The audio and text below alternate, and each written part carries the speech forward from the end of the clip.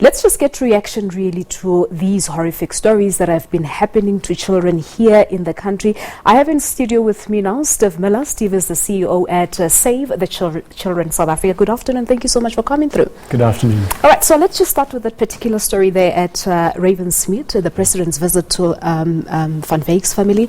Is it a good gesture? I think it's an excellent gesture that the president is going there. I think as a parent, as somebody who works for Save the Children and as a South African, I think we are horrified by what we see. And we will not tolerate it anymore. And I think the president going today shows that for everybody. So we really support it. But what exactly is happening, Steve? I mean, every day we read the news here about children being raped, children being violated, they being killed here in the country. What is happening? Yeah, that's a question on everybody's lips. We want to know how did we get here? And there's a number of reasons, but for us, certainly at Save the Children, we look at childhood and we look at the way that our children are being raised. In a lot of the stories that we might talk about, you'll see something in common, and that's that violence against children is intimate. For the most part, the children know the person. They're familiar with that person, and it's happening behind closed doors. Not in this case, but in most cases. So that's where it starts for us. So in most cases, children are being violated, but by those whom they trust. Those closest to them. Which is the horrific thing about this. Yeah. So have we always had such a problem, or is it a new phenomenon, or are we starting to report more on these cases as the media?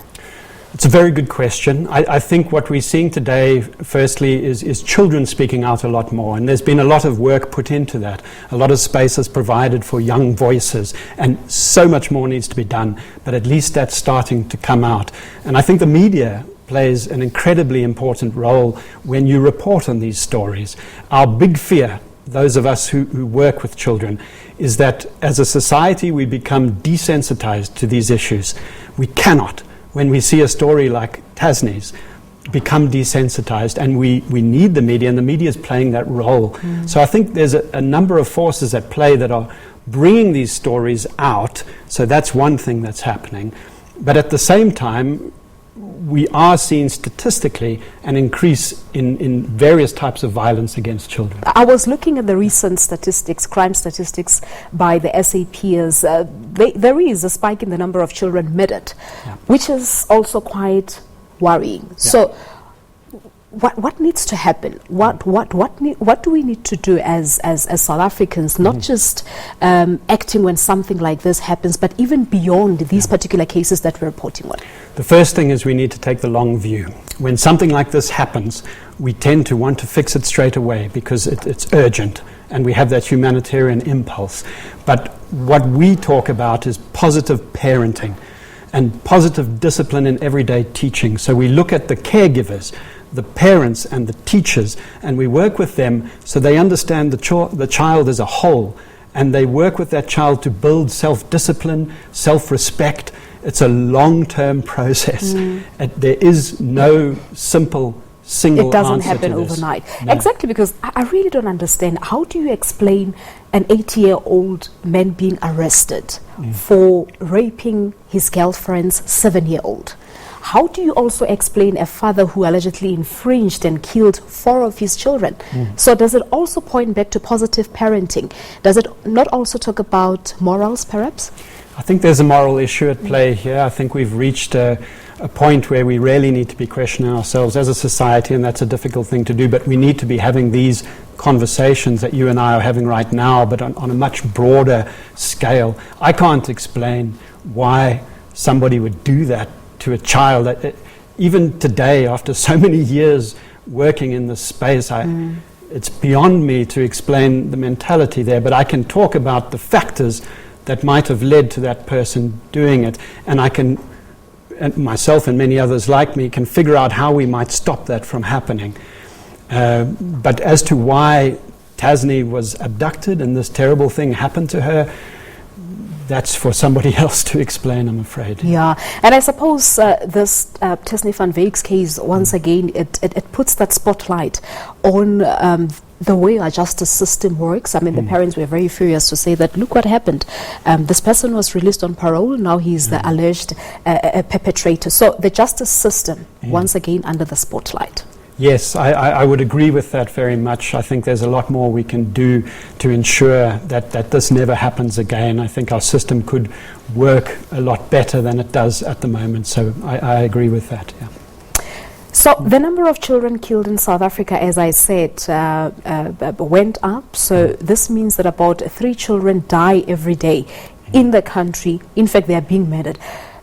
We had the police minister Bikitsele last year when these stats were released. He was basically saying that they're looking into increasing the number of family violence and child protection and sexual offences units to look into this issue. How far are we? Is there any movement and perhaps willingness from government to address this issue? Yes, I think there is a movement towards this. One thing that we do at Save the Children is a big focus on corporal punishment. We very much connect how young people are raised and how they're disciplined to what we're seeing in terms of violence in society today, whether it's violence against women or violence against children. We connect that to how people are brought up, essentially. And so the Constitutional Court's decision last year to ban corporal punishment in the home is very controversial in South Africa, but we think it's a great step in a positive direction that we're taking as a system, the judicial system taking that step, and now looking to put a law in place that stops people from disciplining their children like this in the home. That's just one example. We do see a movement for children developing. We wish that there would be more actors involved. But ourselves, for example, in Sonke Gender Justice, which is another fantastic organization, we've approached the government with a proposal on a campaign around positive discipline to bring it into South African homes and to get us discussing it. And we've submitted that to the Treasury. And so we hope when we see the budget speech coming up very soon, that we are going to see a lot of resources dedicated to children. That will be your proxy for how things are working in the system beyond words. All right, so we certainly have to bring you back to the studio to talk to us about that proposal. Quite interesting. But that's where we leave it for today. Steve, thank you so much for coming through. Thank you so much. All right, well, there you have it. That's Steve Malai. He's the CEO at Save the Children South Africa, talking to us about a number of horrific stories that we have seen, children being raped, violated and murdered here in the country. And the question is, what needs to happen?